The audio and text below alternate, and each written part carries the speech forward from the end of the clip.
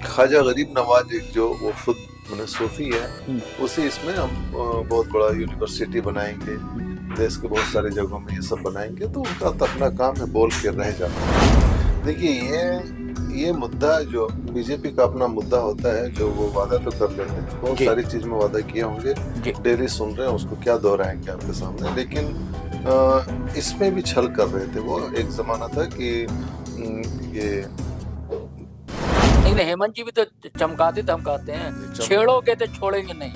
वो एक अलग स्टाइल होता है। अरे कोई छेड़ेगा तो छोड़ेंगे किसे? भैया सम्मान योजना उनके जहन में है चॉकलेट और चाट खाने का। मैं गांव में उस मैंने इंटीरियर गांव में गया, वहाँ की बच्ची लोग ये बोली कि भैया इस पैसे से मैं कोचिंग और बुक्स लेकर, कुछ लोग तो ऑफिसर बन गई, कुछ लोग एएनएम बन गई, कुछ लोग मैंने इंडिया गठबंधन के तले जो सबको लेके चलने का हैबिट है। हम आपको बताने में बहुत अच्छा लगेगा कि नगर परिषद चेयरमैन भी हम लोग आराम से जीते। किताबुद्दीन हमारा छोटा ही भाई लगेगा। हम तो 383 बूथ में घूमते हैं, 100%। 1 नंबर बूथ से 383 नंबर बूथ में घूमते हैं। वोट के लिए अगर राजनीति करते हैं तो शायद गलत है। हम तो खिदमत के लिए करते हैं। उस वक्त सब पहली बार कहते हैं लोग कि उधवा प्रखंड में कोई पत्थर गिरा था, और उस टाइम लगभग 200 करोड़ के लगभग का काम हम लोग उस टाइम इनके बदौलत मिला था, और वहाँ पे बहुत हद तक फायदा हुआ लोगों को। साथियों सलाम, नमस्ते, सत श्री अकाल और जय भीम जोहार। साथियों फैज अहमद फैज का एक शेर है जिसका सियासत से कोई भी लेना देना नहीं है, लेकिन अगर आप अर्थ तलाशने की कोशिश करेंगे तो कई बातें खुलती हुई दिखलाई देंगी आपको कि गुलों में रंग भरे बाद नौबहार चले, चले भी आओ कि गुलशन का कारोबार चले। ये एक ऐसी शख्सियत रूबरू है हमसे, आपसे, इस कैमरे में आप देख रहे हैं दोस्तों। ये सिर्फ गुलशन की बातें करते हैं, मोहब्बत की बातें करते हैं, और वो मोहब्बत ऐसी है जिसमें एक उसूल है, एक सिद्धांत है, एक मूल्य है। और अगर आप चाहेंगे कि उनके पास पहुंचना, तो खार भी होते हैं रास्ते में, कांटे भी होते हैं, जरा संभल कर कहा जाता है दोस्तों। तो मैं ज्यादा भूमिका नहीं बांधता हूं दोस्तों। राजमहल के राजा कहा जाता है इन्हें, बड़ी लोकप्रियता, उसकी वजह है दोस्तों, इसका एक इतिहास है, इसकी एक विरासत है। जेएमएम यानी कि झारखंड मुक्ति मोर्चा, झारखंड मुक्ति मोर्चा यानी कि गुरुजी से इनका रिश्ता क्या रहा है? गुरु का, शिष्य का, पिता का, बच्चे का, चाचा का, ताऊ का, ये तो कहानी हम बताएंगे, ये खुद बताएंगे विधायक जी, यानी कि राजमहल के विधायक एमटी राजा साथ में है। आपका स्वागत है, इस्तकबाल है जी जी, नमस्कार। मैं ज्यादा बातें आपसे करना नहीं चाहूंगा, बस ये चाहता हूं, मैं करने की कोशिश करता हूं, करूंगा कोशिश आपके सामने। वो ये है कि आपने जो मुद्दे उठाए हैं इन दिनों लगातार सदन में, विधानसभा में, वो जनता से जुड़े हुए होते हैं, और उसमें किसी तरह की राजनीतिक या सियासी गंध कह लीजिए, बदबू कह लीजिए, दिखलाई नहीं देती। इसकी क्या वजह है? देखिए, हम लोग तो जमीन से लड़के ही आए हैं ना, तो मालूम है कि जमीन को क्या क्या जरूरत है। और उस संगठन से नहीं है जो सिर्फ सेपरेट एक जगह, एक लोग एक रास्ते पे चले। हम लोग तो सबके लिए एक समान, एक बराबर है। अगर कब्रिस्तान घेराबंदी की बात करते हैं तो उससे पहले हम अगर गिरजा भी देख लेते हैं, फिर हम शमशान घाट को भी देखते हैं कि उसकी भी कैसी स्थिति है। तो हम लोग सबको लेके, सबको मिला के चलते हैं और कोशिश करते हैं कि सबका डेवलप होगा तभी बेहतर होगा। नहीं, आप पर तो इल्जाम है कि आप सिर्फ माइनॉरिटी के लिए काम करते हैं। हमें नहीं लग रहा है कि इल्जाम ऐसा हो भी सकता है, कि हमारा वैसा नेचर भी नहीं है। और अगर इल्जाम होता तो 60,000 हिंदू वोट कहाँ से मिल जाता? नहीं, जो इल्जाम देने वाले कुछ तो लोग होंगे, कुछ तो लोग कहेंगे। तो भाजपा के जो अनंत जी हैं, क्या अनंत में लीन हो जाएंगे?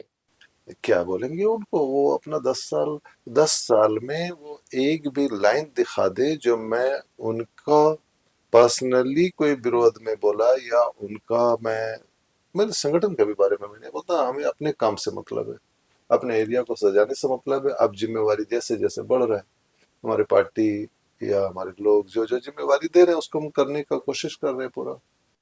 अच्छा, कि बहुत मशहूर किस्सा है, कई लोगों से मैंने सुना कि आप एक गांव ऐसे ऐसे गांव गए थे जहाँ एक बुजुर्ग मिले, उसने कहा कि कोई विधायक आज तक आया ही नहीं है। 2 गांव मिला। अच्छा। एक तो मेरे राजमहल विधानसभा में उधवा प्रखंड है। उधवा प्रखंड में मोहनपुर पंचायत का एक शामपुर गांव है, प्योर आदिवासी गांव है। वो लेडी लगभग 75 साल की थी। वो रोने लगी, बोली कि हम शादी होके आए थे, मरने से पहले अपने गांव में एमएलए को देख लिए, क्योंकि पहली बार है उस आदिवासी गांव में कि कोई एमएलए, अरे मैं तो घर का बच्चा बन के पहुंचता ही पहुंचता था, एमएलए बन के पहली बार मैं पहुंचा था। तो बोली बहुत खुश हुई कि चलो अब मैंने कोई दिक्कत नहीं होगा, एमएलए को अपने गांव में देख ली।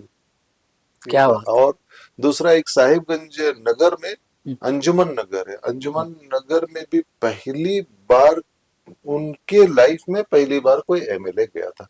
शॉर्ट में बता दें कि जो राजमहल 40 साल से बीजेपी का गढ़ था, एमएलए था।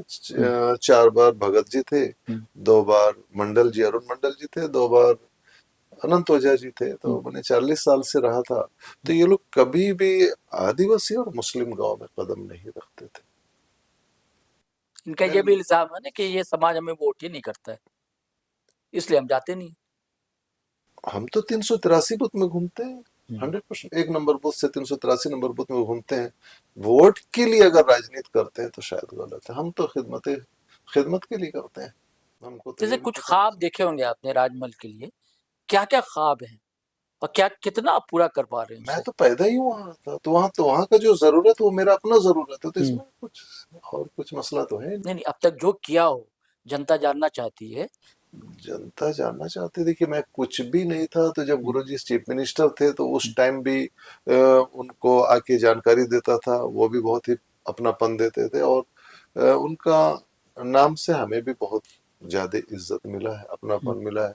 और उस वक्त जब गुरुजी मुख्यमंत्री थे तो उस वक्त राजमहल में उत्तर वाहिनी गंगा है, उसको हम राजकीय मेला घोषित करवाए थे, जो सरकारी मेला आज भी काफी बड़े पैमाने पे चल रहा है। जब हेमंत भाई डिप्टी चीफ मिनिस्टर थे तो उस टाइम हम मेगा जलापूर्ति योजना लिए थे। लगभग 150 करोड़ राजमहल, 150 करोड़ साहिबगंज, मेघा जलापूर्ति योजना।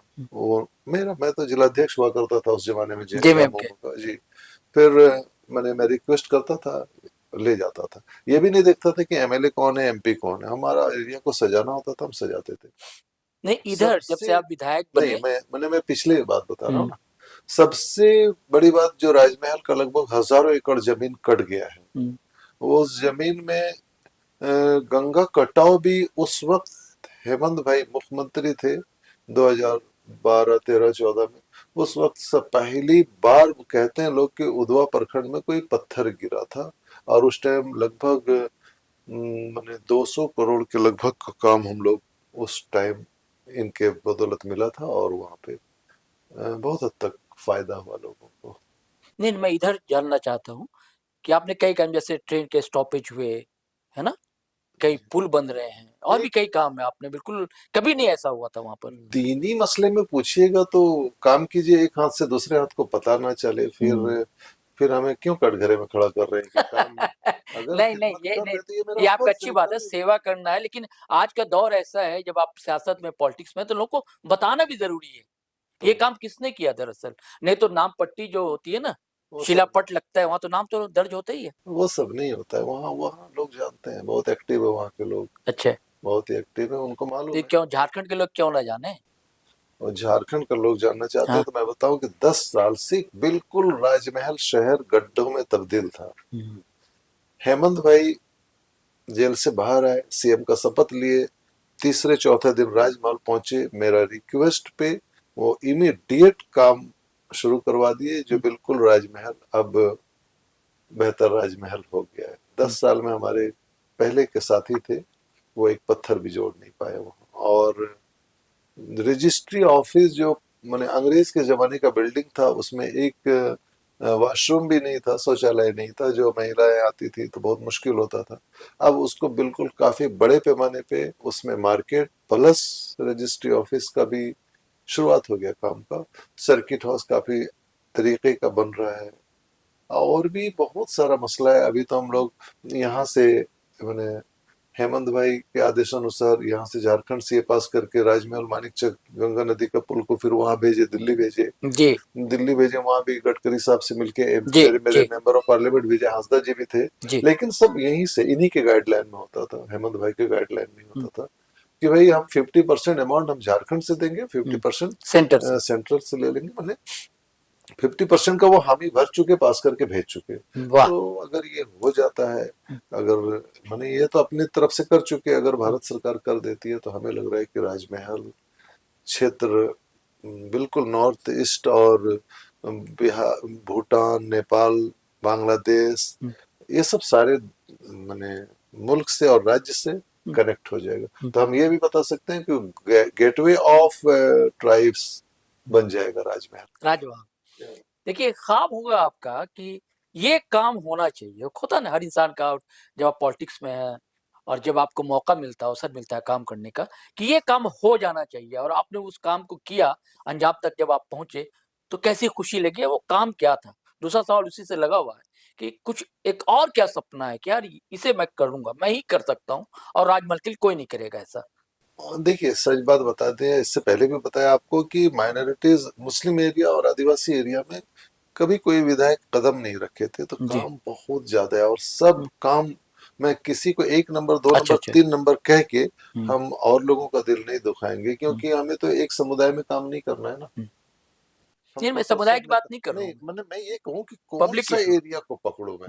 तो लगता है कि सब काम इम्पोर्टेंट है, तो हम कोशिश कर रहे हैं सब काम को तरीके से करने का। साहिबगंज में अगर देखेंगे तो वो फाटक है, डेली 2-3 घंटा बच्चे लोग, जो स्कूल बच्चे लोग जाते हैं, बहुत ज्यादा परेशान होते हैं। सेंट जेवियर्स स्कूल वगैरह जाते हैं, वहां से कोर्ट लोग आते हैं, हॉस्पिटल में जाते थे, अगर कोई पेशेंट है तो बहुत ऐसा पेशेंट है कि फाटक बंद रहने की वजह से उनका वहीं पे माने डेथ भी हो जाता है। तो ऐसा बहुत सारा मसला है। तो अभी मैं बताऊं, एमपी के चुनाव में जो भारत सरकार के जो केंद्रीय रेलवे राज्य मंत्री थे, वो वहीं के प्रभारी थे, महीनों दिन रहे। एक उनको ओवर ब्रिज या कुछ तो देना चाहिए था कनेक्ट करके, कि लोग आराम से आ जा सके, वो भी नहीं दिए। उस पे भी हम लोग मेहनत कर रहे हैं, हमारे पार्टी के लोग भी मेहनत कर रहे हैं, उसमें भी हमको लगता है कि हम लोग कामयाब होंगे। गंगा का किनारा है राजमहल, जी बिल्कुल, गंगा के तो किनारे उससे उससे बहुत कुछ किया जा सकता है। जी। तो आपके दिमाग में कुछ विजन होगा, कोई प्लान होगा? प्लान में सबसे ज्यादा कि उसको टूरिस्ट ही, क्योंकि झारखंड का इकलौता मेरा विधानसभा 94 किलोमीटर से गंगा नदी के तट में है, और उत्तर वाहिनी गंगा है। जी। तो उसको हम लोग बहुत बड़े पैमाने पे धार्मिक स्थल और टूरिस्ट पर्यावरण मैंने इस बार तो पर्यटकों को मैं नॉर्थ ईस्ट से सैकड़ों की तादाद में, ये आपने सुना होगा कि पर्यटक नॉर्थ ईस्ट जाया करते हैं। नॉर्थ ईस्ट से फर्स्ट टाइम राज बसु साहब के टीम पूरी बहुत बड़े पैमाने पे आए, और उस हमारे डीसी जो हेमंत सती जी काफी मदद किए। जब भूटिया तो साहब आए थे। जी, वो बाईचुंग भूटिया साहब तो स्टेडियम में आए थे, जी। उस टाइम भी राज बसु साहब आए थे। तो मैं कोशिश कर रहे हैं कि अपने राजमहल को लाइमलाइट में लाके, जो पहले था मुगलों के जमाने में था, अंग्रेजों के जमाने में था, मुगल के जमाने में तो बिहार, बंगाल, उड़ीसा का राजधानी हुआ करता था। तो कोशिश कर रहे हैं कि राजमहल का पुराना गौरव को वापस लाएं। आपकी कोशिश कामयाब होती हुई इस तरह दिखती है कि आपके छोटे भाई हैं मारूफ गुड्डू, वो निर्विरोध जो है नगर पंचायत के उपाध्यक्ष बनते हैं। इसमें आपकी कितनी भूमिका रहती है? मैं बताया ना कि क्या बोलते हैं, जिस खानदान में हम लोग पैदा हुए और जिस इंडिया गठबंधन के तले जो सबको लेके चलने का हैबिट है, हम आपको बताने में बहुत अच्छा लगेगा कि नगर परिषद चेयरमैन भी हम लोग आराम से जीते। किताब क्या, किताबुद्दीन हमारा छोटा ही भाई लगेगा वो भी। और दूसरा 5 नंबर वार्ड, जो हम आपको बताते हैं कि हमें लग रहा है कि वहाँ पे अगर जो अभी यहाँ चल रहा है ट्रेंड, वो जो हिंदू मुस्लिम ये वो, तो उसमें अगर कहेंगे तो हिंदूज बहुल एरिया में भी 5 नंबर वार्ड का पार्षद छोटा भाई निर्विरोध बना। अच्छा, पार्षद भी निर्विरोध बने? क्या बात। पार्षद भी निर्विरोध बना, और फिर आप जो देख रहे हो उपाध्यक्ष भी निर्विरोध बना। और मैं बताऊं कि जो 14 वार्ड है, 14 में जैसे गया अभी उन लोग को सम्मानित करने, तो 14 के 14 सारे लोग आ गए, जिसमें हमें बताने में जरा भी दिक्कत नहीं होगा, जिसमें 4-5 पार्टी भारतीय जनता पार्टी के पदाधिकारी भी थे, तो वो बताए कि राजमहल का डेवलप के लिए हम लोग भैया, हम लोग एक साथ हैं, एक साथ काम करेंगे। सबको हम एक नजर से देखे, सम्मानित एक ढंग से किए, और वो लोग भी उसी ढंग से, एक किसी के हम छोटे भी थे, मैक्सिमम लोगों के तो बड़े हैं, तो हम लोग मिलजुल के काम करने का उसमें बिल्कुल उनको भी लगा कि नहीं हम लोग दिख रहा है कुछ, तो वो भी बेहतर अच्छा, अब समझे। राजमहल से थोड़ा सा इधर चलते हैं। वो ये है कि आपने इधर सदन में कई ऐसे मांगे उठाई हैं जो सिर्फ माइनॉरिटी के लिए लाभदायक नहीं है, और जो समाज है हमारा, सर्व समाज जिसे कहते हैं, जिसे हमारे पीएम कहते हैं कि सबका विकास, सबका विश्वास, ऐसी बातें वो करते हैं। वो हो या ना हो, धरातल पर बात अलग है, लेकिन आपका दल, आपकी पार्टी है और आपकी सरकार इस दिशा में आगे बढ़ती हुई दिखती है। तो कौन कौन ऐसे मुद्दे रहे जो आप बड़े चर्चा में है, सदन में उठाए? जैसे आपने कहा कि हज हाउस का कैसा सार्थक इस्तेमाल हो, या इम्बार्केशन पॉइंट हो यहाँ पर। ये सब तो देखिए, सिर्फ माइनॉरिटीज के लिए नहीं, आज जी। का तो मुद्दा, क्योंकि हमें अल्पसंख्यक में ही आज हमें बोलना था, मैंने तो उसमें तो बोलना ही था, उसका तो उपलब्धि गिना रहे थे, और उसमें जो कुछ हमारे तरफ से मेरा मशवरा था वो दिया मैंने। जी। बाकी तो हम लोग कॉमन जनरल में काम करते हैं। जैसे हमारे कुछ विपक्ष के साथी आज कह रहे थे ना कि ये मैया सम्मान में योजना, मैया सम्मान योजना उनके जहन में है वो चॉकलेट और चाट खाने का। मैं गांव में उस मैंने इंटीरियर गांव में गया, वहां की बच्ची लोग ये बोली कि भैया इस पैसे से मैं कोचिंग और बुक्स लेकर, कुछ लोग तो ऑफिसर बन गई, कुछ लोग एएनएम बन गई, कुछ लोग मैंने गवर्नमेंट में एम्प्लॉय बनते जा रही है। उस 2,500 रुपया का अहमियत उनको मालूम है जिनके पेरेंट्स को प्रॉब्लम होता है पैसा देने में। उनकी ख्वाहिश तो होती है कि अपने बच्चों को पढ़ाए, लेकिन प्रॉब्लम होता है।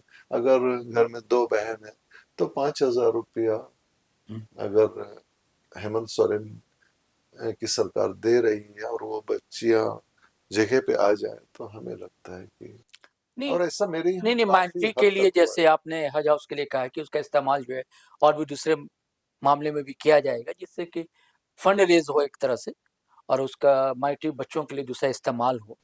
हम तो नहीं, वो तो है ही, लेकिन अभी हम तो होली मना के आए, फिर अभी रमजान चल रहा है, ईद है, फिर अभी 21 तारीख को सरहुल मनाएंगे, फिर रामनवमी भी मनाएंगे। नहीं, वो तो तो आपका अलग हमारा किरदारी है। एक नहीं, हमारा हाँ। हम लोग एक जैसा और चलते हैं। हम यही कहेंगे कि अभी आप लोगों के दुआ से 14 महीना हो गया, हमारे विधानसभा में कोई दाग नहीं लगा, और कितने खुशनसीब हैं हम लोग कि झारखंड का पहला विधानसभा है, झारखंड का पहला विधानसभा है जो दोनों अध्यक्ष, नगर नगर हमेशा बीजेपी का माना जाता है, दोनों अध्यक्ष जिला परिषद के भी और नगर पंचायत जिला भी। परिषद के चेयरमैन भी अपना, और दोनों नगर परिषद और नगर पालिका का मेयर बोलिए या अध्यक्ष बोलिए या चेयरमैन बोलिए, जो बोलना है वो भी अपना, और निर्विरोध दोनों उपाध्यक्ष भी अपना। और क्या कहेंगे, अभी इतना कामयाबी।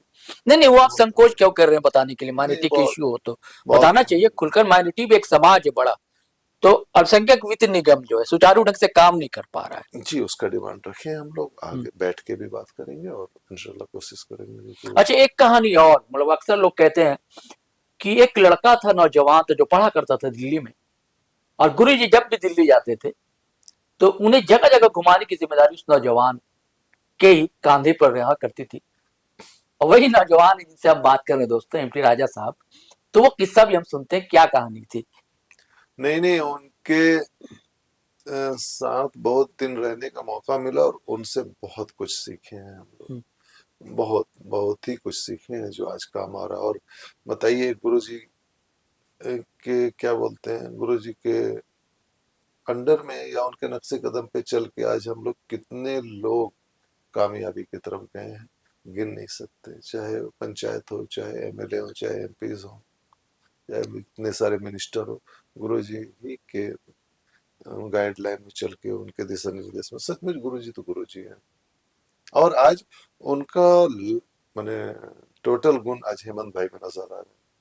अच्छा जी, उनका बिहेव, पूरी छवि। आप देखिए ना, हेमंत बिश्व शर्मा का भाषा सुनिए और हमारे हेमंत सोरेन साहब का भाषा सुनिए कि जमीन आसमान का फर्क पड़ेगा। ये सबको लेके चलते हैं और इनका भाषा, इनका अपनापन, इनका प्यार और उनका पॉइजन वाला भाषा उनका सुनिए।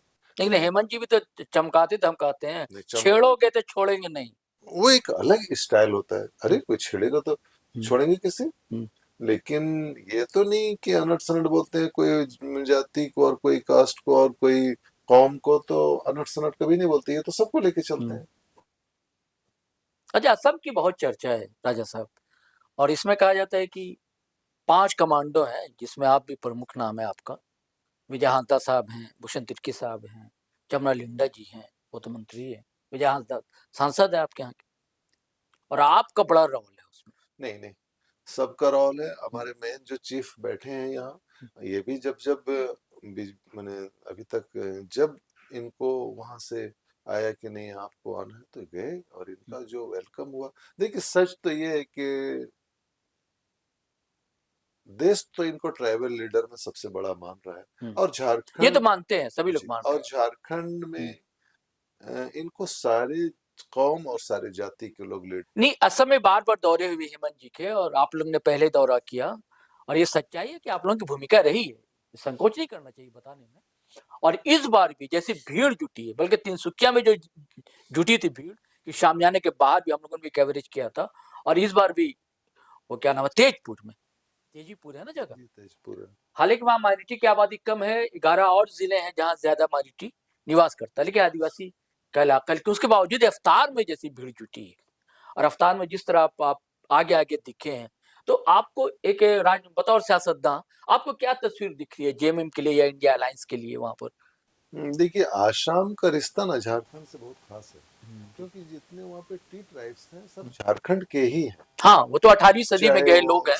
हमारे संथाल परगना के संथाल समाज के हों, चाहे मुंडा समाज के हों, जी, चाहे कुड़ुक हो हो, समाज के हों, जी चाहे कुड़ुक हो, चाहे मने उरांव, जी, जो भी हो सब झारखंड से रिलेटेड है, झारखंड का ही ब्लड है। तो उसमें, लेकिन जब हेमंत बिश्व शर्मा जी वहां के चीफ मिनिस्टर आके खास करके संथाल परगना को जो मर्जी बोले, वो बोले, तो हम लोग भी एक बार शौक जगा भाई आसम, और आसम हम पहले से ही मेरा आना जाना रहा है। जी, तो जब हमारे सुप्रीमो वहां पे हम लोगों को टीम बना के जी, चमरा लिंडा जी के नेतृत्व जी, में भेजे, जी, विजय हांसदा जी एमपी भी, एमपी साहब भी साथ में थे, हम लोग गए।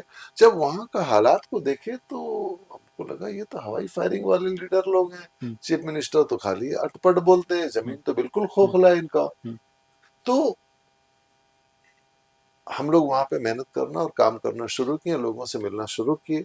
तब लगा कि क्यों नहीं हम लोगों को झारखंड के तर्ज पे, और अभी स्पेशली घाटशिला के तर्ज पे चले, कि हम लोगों को सारे जात सारे धर्म को लेके, स्पेशली आदिवासी और मुस्लिम को अगर कंप्लीट एक कर दें, तो हम लोग तो वहाँ पे कुछ भी कामयाबी की तरफ जा सकते हैं।